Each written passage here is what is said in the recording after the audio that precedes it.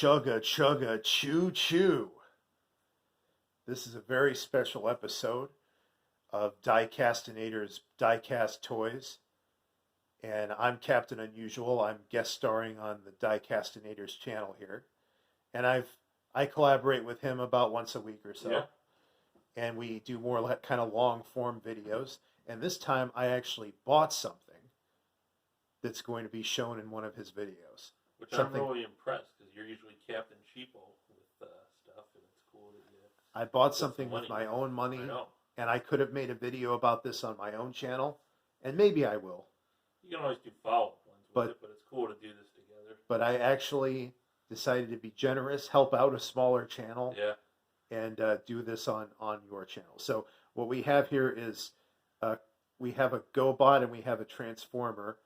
Really, the real star in my mind of this video is this guy, and his name is Loco. He is a Gobot, a 1983 Generation 1 Gobot made by Tonka. And this guy is one of the first Transformer type toys ever made. So this guy was groundbreaking. If it weren't for this guy wouldn't exist. So, and the Gobots were, this was the only Transformer, this is another significant thing. It's the only Transformer toy I ever had as a kid. Other kids my age growing up in the 80s and 90s had a whole fleet of different Transformer toys. They had Starscream, they had Optimus Prime, they had the Bumblebee guy, I don't forget what his name was. They had the Decepticons, they had Optimus, they had everything. I only had this guy, but he was a pretty cool one. And I know a lot of you are screaming at me, make him change. I want to see shut up and just show me what he looks like. So I'm going to do that.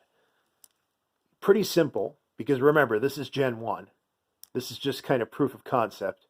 You unfold this guy, fold out the arms, and there he is. Nice. I'll zoom in on him. I like his 1980s style visor sunglasses, like the kind of those kind of Terminator style bad guy sunglasses that he has. There's quite a bit of detail on this guy. The stickers are all intact. I got a good deal on him. He cost $14, but that's pretty good. I mean, to get one in this kind of condition, you really would expect more to pay like 20 to 25. Yeah. So, but I got a pretty good deal at 14, and the reason that I bought a new one is because the original one that I still have at home is missing an arm. Because the arms are really fragile. They'll, I mean, especially in a kid's hands, they'll fall off. But there are some other videos of Loco, and there's a really cool one of a different Loco model, like a much later one that's much more detailed. Like the transformation is much more elaborate, and the train looks a lot more realistic, and when it folds out, it's a more detailed version of the robot.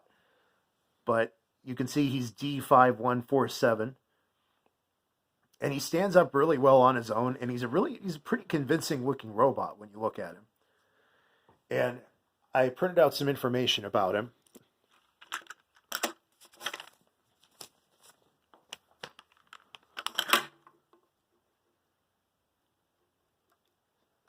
Stand him back up here. Oh, crap. So much for being careful with him. But he's okay. The main thing you do have to be careful with him is his arms. Yeah. But and the arms and legs are made of plastic, but the main body is die-cast metal. So. Oh, you printed that in color. Wow. Yep, printed it in color. This is what he looks like in the packaging, in the original packaging. And you can see he has the one arm raised up like he's waving at you. That's actually kind of a good marketing strategy, because if it looks like he's waving at you, it's almost like, buy me, buy me. And the kid's more likely to want to. Loco is one of the bad guys. He's an enemy. He's an enemy renegade Gobot. So I guess the fact that he's black. Oh, hell no. No. Yeah, you're going to get this banned now.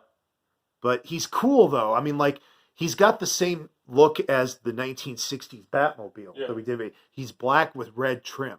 Like when you look at the train there, you can see right there the train, black with red trim. And one thing that's interesting is it says right here, Loco's alternative mode is a JNR class D51 locomotive, specifically the D5147, a locomotive that is preserved in Minami Park in Hokkaido, Japan. Oh, wow. So it's actually a Japanese train. That has some significance. You and I went to the same college. Did you ever take the class about Japanese history? No.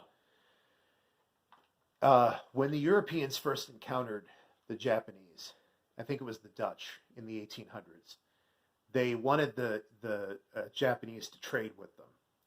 And they left them a gift as a token of both their power and of their friendship and whatever. And it was like a 1/3 scale model train. And it was a way to kind of intimidate the Japanese into deciding to trade with Europe, because it was kind of like a way of showing them this is the kind of technology we have, and like you'd better do what we want or else, you know. Yeah. When the Dutch left, and once they had gone over the horizon and had left Japan, the first thing that the Japanese did was take the train apart to see how it worked, so that they could figure out that technology and have that technology for themselves. And the Japanese have pretty much been doing that ever since. Okay, sorry about that. What the hell was that? That's well, I'll tell you about that later. Oh, my other hacking into your technology as we speak right now. Yeah. Well, that's comforting. I was trying to edit a video, and when it fails, it just ends up playing the video. But okay. So anyway, yeah, they've pretty much been doing that ever since. Like, not a lot of original technology necessarily comes out of Japan, but they're very good at improving upon existing technology. Oh yeah. So their cars, their electronics. Yeah. And the fact that they're really they make these kind of toys for their children, particularly their young boys who are more likely to go into engineering. Yeah. It shows what they value as a society. They value ingenuity, science, technology, knowledge, you know. And Nintendo, which is pretty cool. Nintendo, yes. So, I'll read a little bit more here. Loco is a fictional character. He's also called Steam Robo from the Gobot series. He's an evil renegade who turns into a steam locomotive. Alias he's also called Train Man. Train Man. Probably like a translation of the Japanese name. There's a review of Loco by a YouTuber. It's actually here on the wiki. He's called I Slip Cocaliso. And I actually watched this video, and it's pretty good. It's actually kind of similar to this one, where he shows a big transformer, and then Loco next to him. I'm not trying to rip him off. This is just kind of, but it is similar, and it's well done. So I recommend you guys watch him and maybe subscribe to him. He's been around for a while. It looked like he's been making videos for like 12 years. Wow. And he only has about 1.38K subscribers. So that's it. Even getting plugged by Wikipedia. Yeah, so he deserves some subs because he does a lot of toy type reviews. So if you're into this kind of stuff, definitely think about subscribing to him. And I think you should too. I will. Did you ever have any Transformers growing up? I might have had like one or two. I don't really remember them hardly at all. My grandmother gave me a Transformer shirt that wasn't even in my size one year for Christmas. So I don't really have as positive of a correlation to Transformers as you do. Was it too big or too small? Too small. Ah. And yeah, instead of giving anything that anybody'd want, she gave us all T-shirts she got on clearance. Is that the one? Do you think she did that on purpose? She thinks everybody's too fat and she's too greedy. So yeah, that's kind of the culture. So it's just a way to put you down. Yeah. So. Oh, that's pretty mean. Yeah, that's how she is. Yeah. So So yeah, that ties into my feelings towards Transformers. I like a lot of diecast stuff. Well, this did kind of like make me go wow, but maybe this will open up a new world for you. Maybe this will be the healing. This will be a healing moment for you. Well, two things with the GoPro or sorry, the GoBot. Yeah.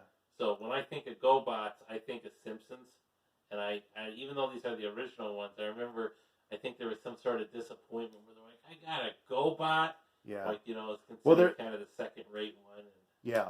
But the weird thing is, I mean, and there is that joke that like GoBots are like what the poor kids have versus the Transformers.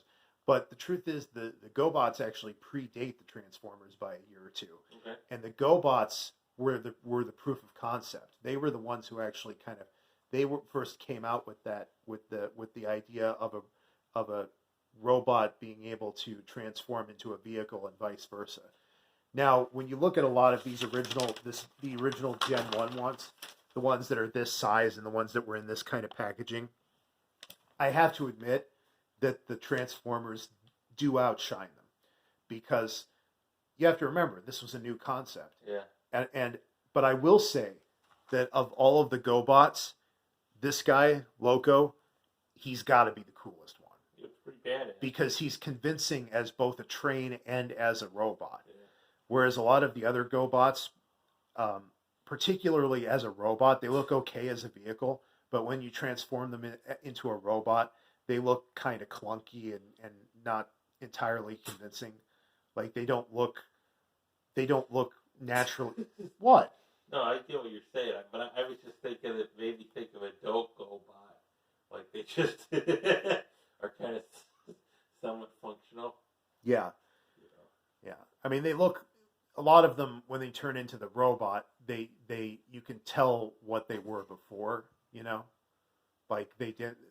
Whereas like with a lot of the Transformers, once they're in their robot form, you would never imagine that they were like Optimus Prime here. He just looks like a truck. He just looks like a truck. And if you were like a slow kid, you'd maybe play with this thing the rest of your goddamn life before and never know that it was a Transformer, Yeah. But and then when it turns into a Transformer, there's almost no sign of what it was before. Huh. And that's what's so cool about this one. This Loco here is maybe the only GoBot, or one of the only GoBots, that when it turns back into a robot, you can't really tell what it was in its vehicle form. And then when it turns into a train, there's no real hint that it's a robot. So I'm really glad that I had this one growing up, because if I had to choose, like, okay, you can have one GoBot, which one do you want? It definitely would have been this one. Like I'm actually pretty grateful that I had this specific one, because he's just a really good model. But anyway, what was their theme song? Did the GoBots have a TV series? Like they did. Yep, they had it. It was called The Challenge of the GoBots. Okay. And Loco was one of the names in a word find that had to be solved to win a copy of The Challenge of the GoBots video game from Your Sinclair magazine. So there was even a GoBots video game. GoBots were actually a pretty big deal. I mean, they were, like, in hindsight, they kind of were outshined by the Transformers, but at the time, they were considered cool. Like, it took a while before the Transformers sort of took on that persona of being superior. Yeah. At the time, in the 80s, when they were kind of competing with each other, there were plenty of kids who were, like, all about GoBots, and they held the GoBots in the very same kind of regard. But you can see, it says that his abilities, he can fly in robot mode and project energy blasts from his hands. Turns into a JNR Class D51 locomotive. Here is a screenshot of what he looked like in the television show, in the cartoon Challenge of the GoBots. I get the impression that he's one of the less shown characters in the series. He may only be in a few episodes, but he is in the show there. They had quite a bit of information about this dude on Wikipedia. Yep, they sure do. And this is kind of funny. He was in a story called Cultural Appropriation by Fun Publications, which I think is a more modern one. Revealed that Apollo, Breeze, Bullet, Decker, Highway, Jack Attack, Loco, Powwow, and Vane Train were sent to explore Level 29 when the Cataclysm threatened to destroy the Gobot's home universe. And there's all kind like here they go through whole plots of the television show. Yeah. It's a lot happened in that show. Yeah. It was Loco's toy was a release of Machine Robo MR05 Steam Robo. It was first issued in 1983 and was available until the end of 1984. It was also released in Europe. Oh. So yeah, 1983, the earliest days of this kind of thing. Like, wow. So almost on 40 years. Yeah. And then here's a picture of the train that it's based on, the JNR D51, and then the patent sketch.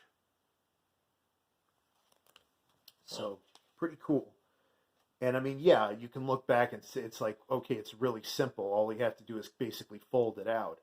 But like I said, you have to remember this was back before anything like this was ever even conceived. Yeah. So it's kind of like Loco here is kind of like Optimus Prime's granddaddy. But we'll fold him back into a train for now. Push these in.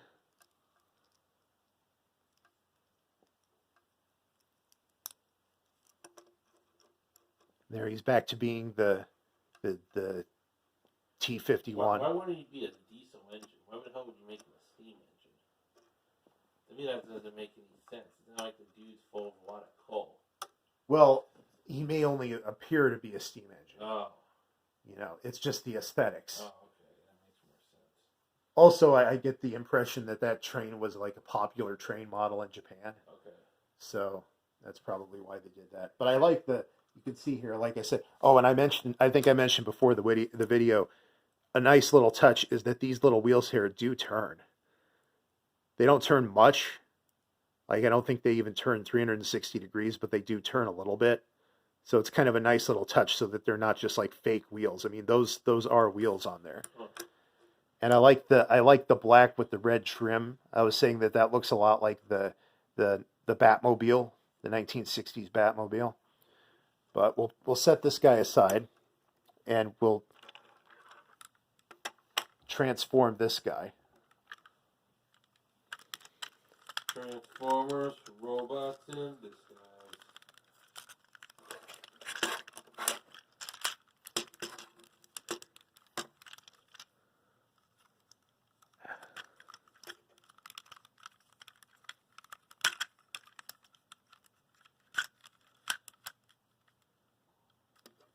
Yeah, I'll show you.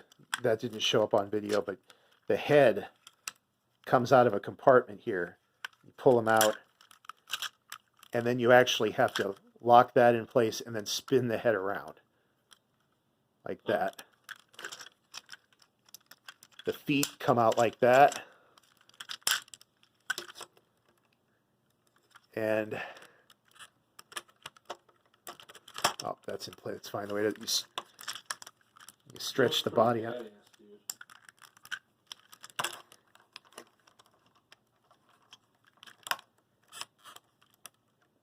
Yeah, and I wonder if you... There we go. Yeah, you do stretch out those legs a little more. There we go. And I think that's... I'll pan out.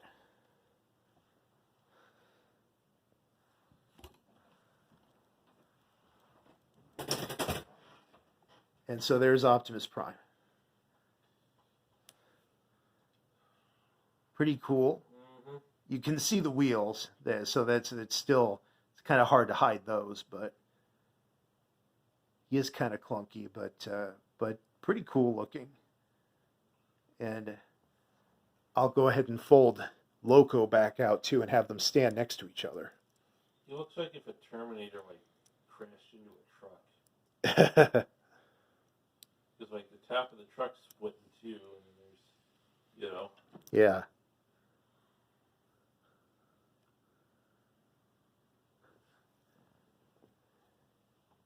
There we go. There they are next to each other.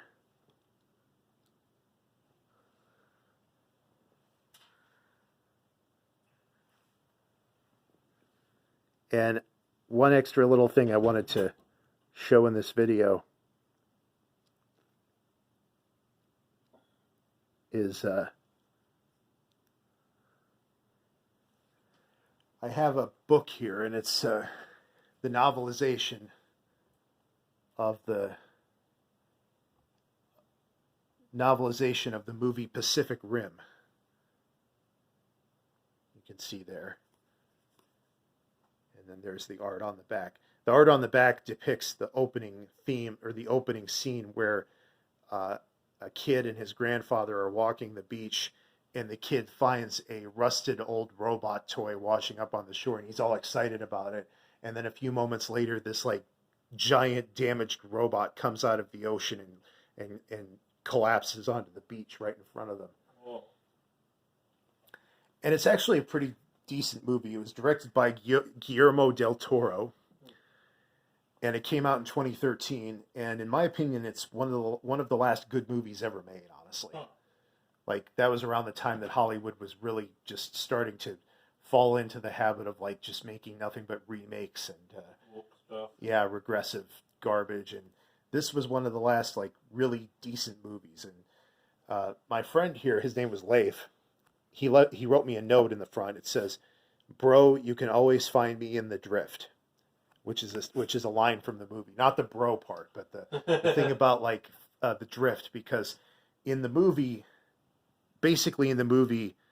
kaiju, which are giant Japanese monsters like Godzilla, are coming out of the ocean. Oh. There's like this portal to another dimension in the ocean, and they're coming out of that portal and out of the ocean in the middle of the Pacific, and they're attacking shorelines on the Pacific Rim, which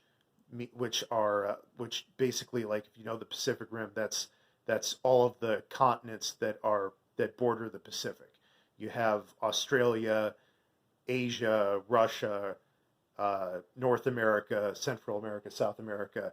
That entire rim, which is why it's called the Pacific Rim. All of those land masses that frame the Pacific Ocean, they all are just randomly, they're coming out of the ocean and just randomly heading in one direction and like attacking San Francisco, Tokyo, all of these cities along the Pacific Ocean. And humanity was forced to build Jaegers, which are these giant robots that are piloted by humans. The human's in the robot, and he's piloting it from inside the robot using his mind. And that's what the reference to the drift is. The drift is basically like the interface between the human and the robot, and then also the other humans controlling the other robots. Oh. And it's actually a pretty damn good movie. It's not perfect, but one thing that I like about it is that it's kind of the culmination of all of this stuff. It came out in 2013, and this guy came out in 1983, so it's basically like a 30-year, this is kind of the culmination of about 30 years of this kind of stuff, like Japanese-inspired culture when it comes to like giant robots, giant monsters, you know. Like, and my friend here, when he watched this movie, he said it was like a spiritual experience for him. Damn. Because he was so into this stuff growing up. And Guillermo del Toro, when he made this, he was basically going for like a movie, the best movie he could make that could include all of this kind of Japanese culture that all of these boys in the 80s and 90s grew up with. Wow, he's actually trying to help his audience? I know. Can you believe it? Yeah, they never do that today. And you know what else? I don't believe there was ever a sequel. It was like a one and done. It was like they talked about making a sequel, but I'm pretty sure they never did. It's actually going to be a trilogy. They're going to have Atlantic Rim, and then also Antarctica Rim. Oh. No, I'm joking. You know. Yeah. Just make these crappy things. I thought it was going to be more like Intersectional Rim. Oh! So, yeah, anyway, they talked about doing a sequel, but I don't believe it ever happened. You want to look that up really quick? I don't have my phone. Oh, you don't? It's recording right now. Oh, that's right. I'm not used to that. Yeah, no. Yeah, I don't think there ever was, and it's like there's really something to be said for quitting while you're ahead, letting a franchise play itself out, just having this self-contained story. I mean, it's so beautiful, isn't it? Just to have the one movie that's like really cool and self-contained and never do anything else with it. You know what I mean? Mm-hmm. You can either make a good movie and have it be a really good piece of art, or you can die making a series of crap. Wait a second, I'm wrong. There was a sequel. What was it called? Pacific Rim Uprising. Uh-oh. Did you ever watch it? No, I never did. Stars John Boyega. Crap.